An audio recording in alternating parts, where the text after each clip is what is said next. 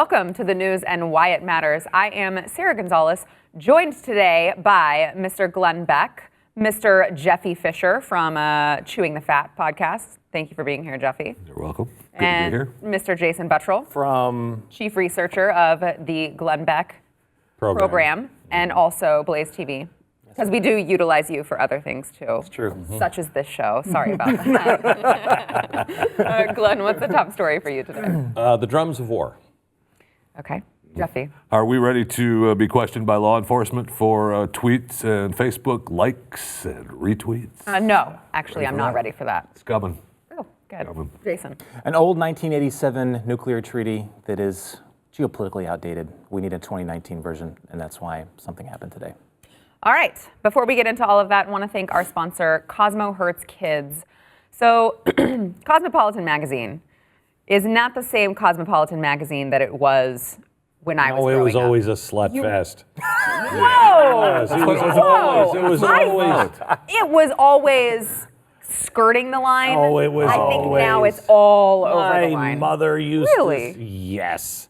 Any teenage boy my age enjoyed that magazine as well. It was a stories. It was a smut fest. Always a smut fest. It's just society has gone into the insane zone. Yeah. So Cosmo was around then? It wasn't the Sears Roebuck catalog? Victoria Hearst, who is a member of the Hearst family, who owns Cosmopolitan Magazine, she is going out and taking a stand, not to censor their free speech, but just that, Cosmopolitan Magazine, it contains material that is harmful to children, and she thinks that it should be labeled as so. I agree with her. I don't want my 6-year-old going to the supermarket and reading the things that are on just the front cover of this magazine. If you want to hear more, go to CosmoHurtsKids.com. All right, Glenn. The drums of war. I mean, I'm glad that on Friday we can get to something that's light, you know. It's just, I'm watching 8 categories this year, and those categories are already starting to merge, as Jason will tell you. These are very different categories, from business to medicine to war to economy, and they're all starting to merge already. All at the same time? All at the same time. It's crazy. It's nuts. Because when I explained this a month ago to my staff, I said, I know these seem separate, but watch, they are going to start to domino into each other in the next 18, 24 months, and it's already happening. And one of the things I'm watching is the Allies and Axis powers are changing, and you're seeing the Axis powers start to move. And Donald Trump this morning removed the nuclear treaty that we had with Russia that was negotiated by Ronald Reagan and Gorbachev in 1987. And, it's been a sham for Russia for forever. But moving it right now, as we are also moving with China, as we found out yesterday, is off the coast of Venezuela. Mm-hmm. One of their ships is sitting right next to one of our ships. I've never seen that before in our hemisphere. No one's reported that, which is absolutely really insane to me. We have people on the ground there in Venezuela and just outside of Venezuela. That's the only way we were able to find that out. That's a huge story. I can't believe no one's reporting that. Huge story to have a battleship from China in our hemisphere, basically in the Gulf of Mexico, pretty damn close to the Gulf of Mexico. And now with Russia, and I am less concerned about nuclear war than I am about the war of ones and zeros. But we are headed towards a global war. And I think all of the nations that are real players are already positioning and preparing for what I think will become World War III. And we talked about it not long ago, saying that we were already at war, really. Right, we just hadn't shown its face yet. Yeah, right? We're in proxy wars right now, and we're pushing each other around, and it's getting a little dicey. But the other side, while we are not bringing our allies together, you're not seeing the allied powers getting stronger. You're not seeing France and Germany and America coming together and saying, hey, we're against this.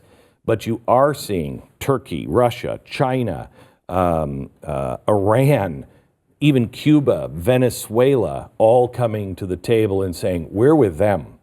So you have the dark powers, the Axis powers, all kind of converging and coming together, while it seems the Allied powers are twiddling their thumbs. There is no Winston Churchill this time. Jason, you want to weigh in? The old 1987 treaty was built off of the fact that there were two opposing forces at the time. You had the Soviet Union and you had NATO, pretty much everyone else. And the intermediate range treaty, which is what Secretary of State Pompeo announced today, that they're going to deliver formally in writing by Saturday, that we are pulling that out unless once and for all, within 6 months, they declare they're going to stop doing what they've been doing for the past several years.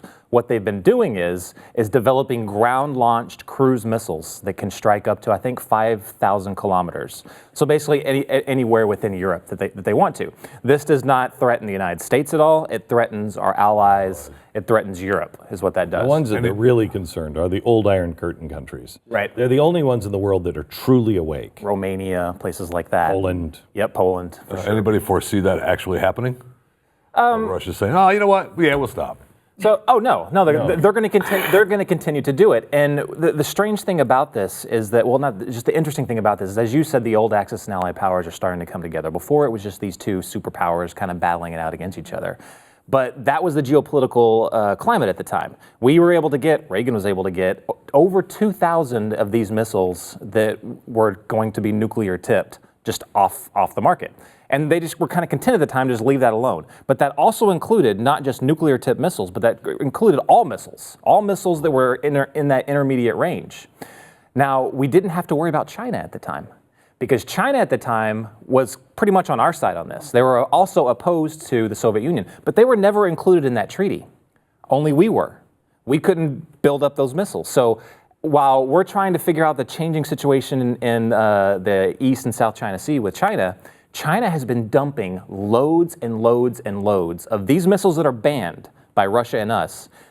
They've been dumping all those missiles in those little islands they're creating. They're dumping those all along the coast. They're pointing them at Japan. They're pointing them at certain Taiwan, other predetermined spots in the ocean, our aircraft carriers.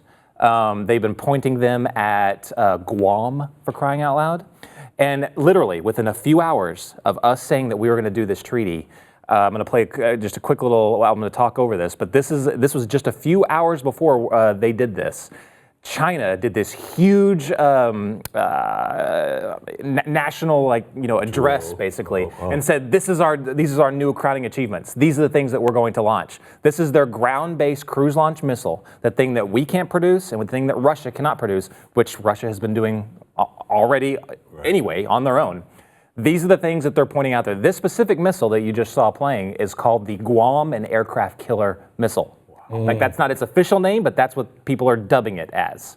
Its specific purpose is to hit moving targets like aircraft carriers or ships, our ships, our Navy, and to take out Guam, Japan, all those places. We can't do a thing about that right now. At least for the next 6 months, we cannot put a deterrent on that.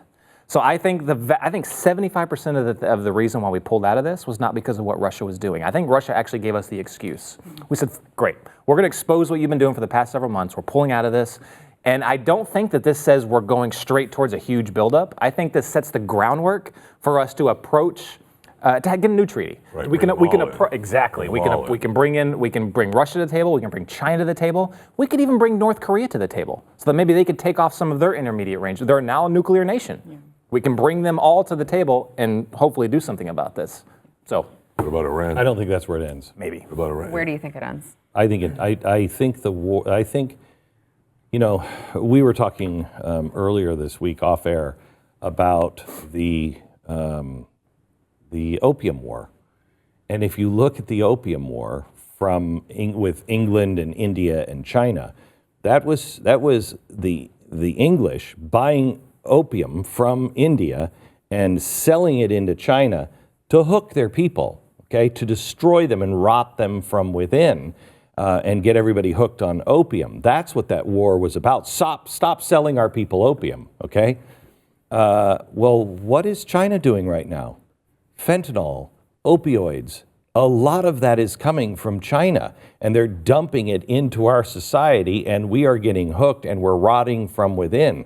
I really think that we're approaching the time that I've said forever, probably right after September 11th. There's going to come a time when our allies or our enemies around the globe say they're too weak to do anything. They're spread too thin. They're too weak. Go. Did you talk about? That's when we're trouble. Did you talk about the history behind why the whole opium thing got introduced, which is very interesting in itself? Oh, yeah. That was a trade war. A trade war. Basically, China was selling all their stuff to a bunch of people. See if this sounds familiar. And we were giving them a bunch of money. The English were giving them a bunch of money, but they weren't buying any of the Chinese weren't buying English goods. So there was a huge trade imbalance. So then the British were like, maybe if we send all this or sell all of them this opium, they'll have something that we can actually sell them, and they'll buy some of our stuff. So their response to a trade war scenario was to sell them opium. China's response to our trade war now is to flood our market with opium. It's insane how cyclical history is sometimes. Boy, no kidding. Glenn, you said earlier that you are more concerned with the war of ones and zeros. Can you expand on that? Yeah, this comes from Vladimir Putin. Vladimir Putin said the next war, the Third World War, will not be fought with nuclear weapons. It'll be fought with ones and zeros. We're already seeing that. Ones and zeros can be anything from fake news, deep fakes. That is coming. We've already seen it. That's what we're supposedly investigating in Washington, D.C. That's why it's so disconcerting to see everybody pay so much attention to Donald Trump's involvement with that. We should be looking into what the Russians and the Chinese are doing to influence our media and our people through social media. That's the first volley. The next is we know that China has hacked into our power grid. We know that they turn things on and off. We know that they have, 12 floors of programmers or hackers that are dedicated only every day to hacking into the Pentagon servers. That's it, though. I'm trying to remember, Just the 12 floors. 85,000 attacks on Pentagon servers. Just keep trying to get I can't remember, but it's a very short period of time. I want to say it's a day, but that seems crazy. But they have 12 floors of people that's all they do, and they've targeted our Pentagon. They spend all day just trying to get into our Pentagon servers. So war of ones and zeros, whether that is shut down the power grid, which would kill, if you could shut it down permanently and EMP style stuff, you kill 90% of the U.S. population in 1 year. How, military aside, with the Pentagon, how we do not spend the money to protect our power grid, that's a crime in itself. And that will kill the U.S. if that gets shut down. I agree.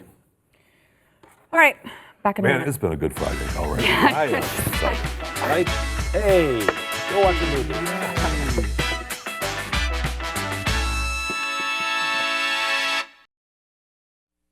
Jeffy, you said that we're going to get arrested from all this. But hold on. We're going to get arrested for that? Just yes or no? Or questioned by police. Questioned by police already, Okay. yes. All right. So we're going to get into that. But before we do that, we want to thank our sponsor, Relief Factor. I'm about to have another birthday. I don't like to talk about it because It's only been like 11, 12 year. months. What? I know, it's crazy. It happens every year. fast. And every single year I get older, I seem to have more and more just pains. But you do not look, I mean this sincerely. And sincerely, you do not look a day over 50. I knew that was coming. I was nervous. You couldn't even say it with a straight face. straight face.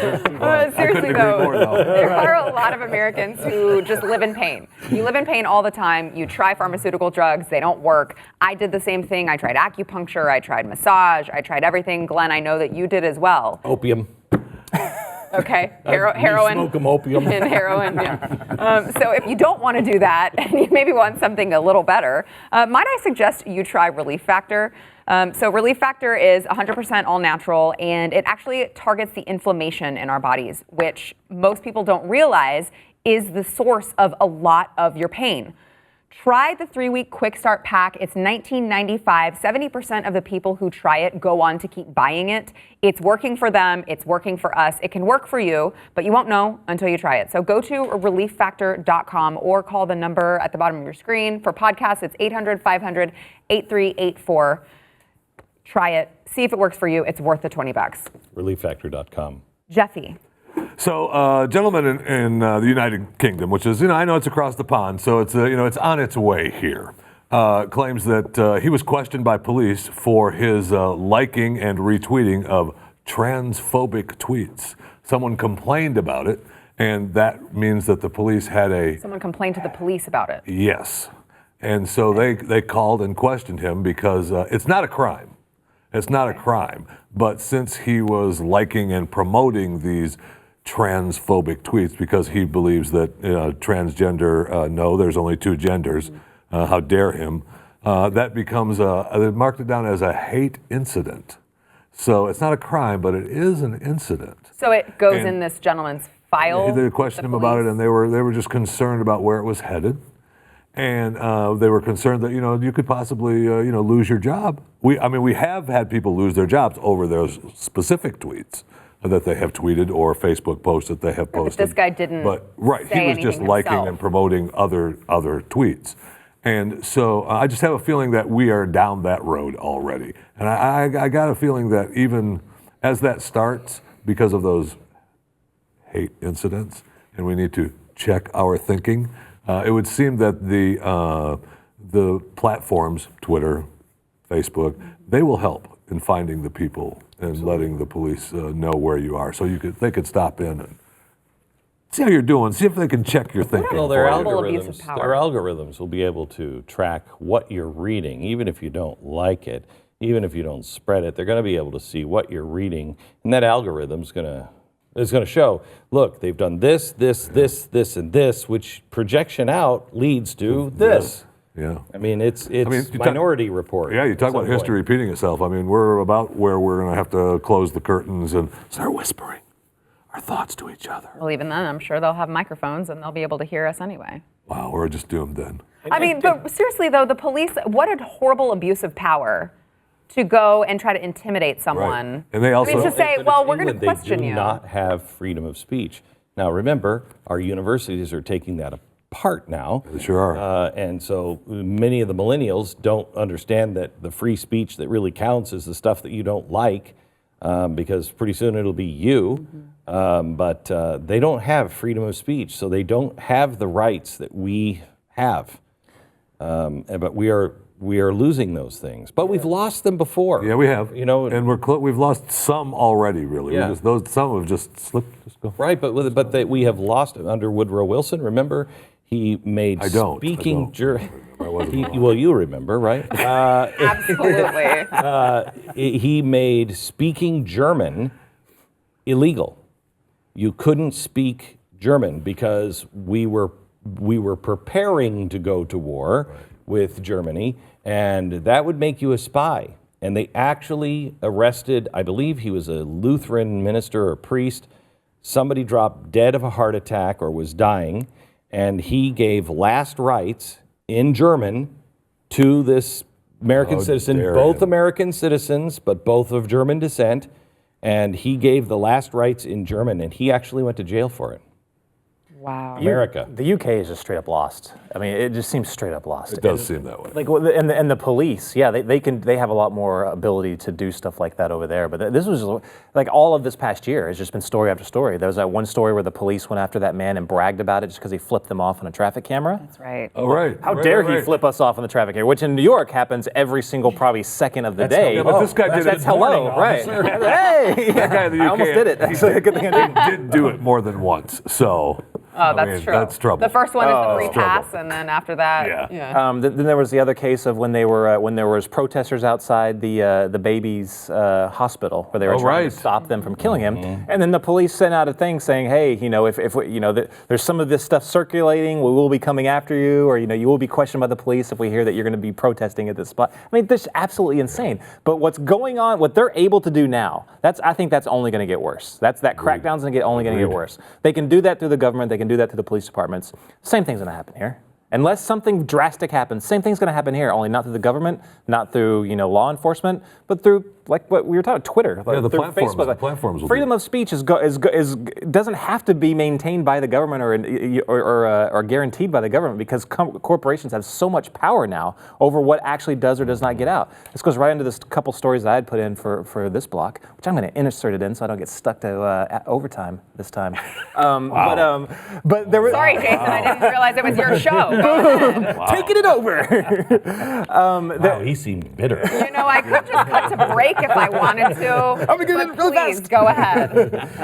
But it's really quick. So you talked about that new thing with Microsoft, how they're putting in that little extension for web browsers, so that they can say, what is one of their flag sites. What's good if you have a good check mark. Exactly. Drudge Report's on there. We got a bad rating on Shield, there. Yeah. What's it called? The Microsoft Shield. Shield, right. Now they're also adding in advertising to that, and they're adding in the whatever their ratings are. They're encouraging the advertisers to say, we're going to use your rating, and we won't advertise on those sites anymore. So not only you get hoping people don't go to those sites and helping them not to do it, now they're saying that they're not even going to get money on it regardless, because every single advertiser will not go there.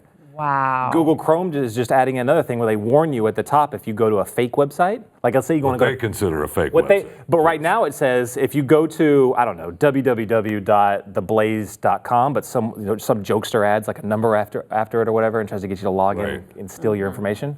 That's the gateway drug for them doing exactly what Microsoft is doing right now.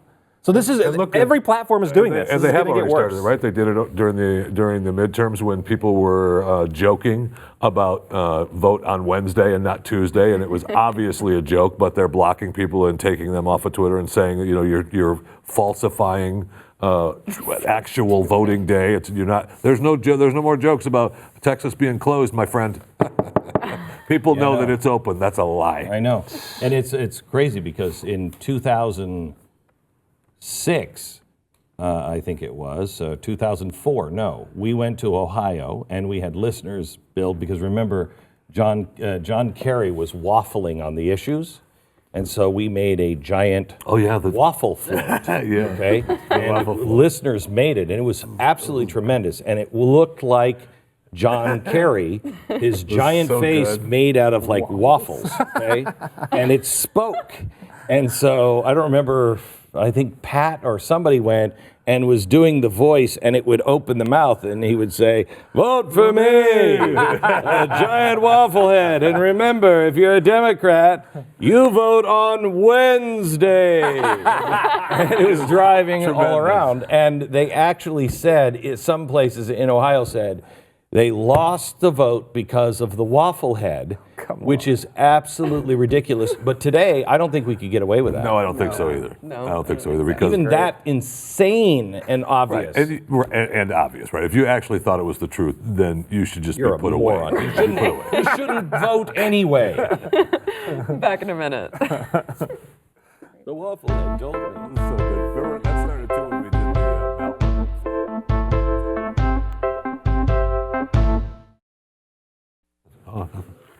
Oh, hello. Didn't see you there. I was just drinking my coffee from the News and Why It Matters coffee cup that I have here. No coffee. Oh, you ruined it. So, That was supposed to be movie magic. well, it sure was.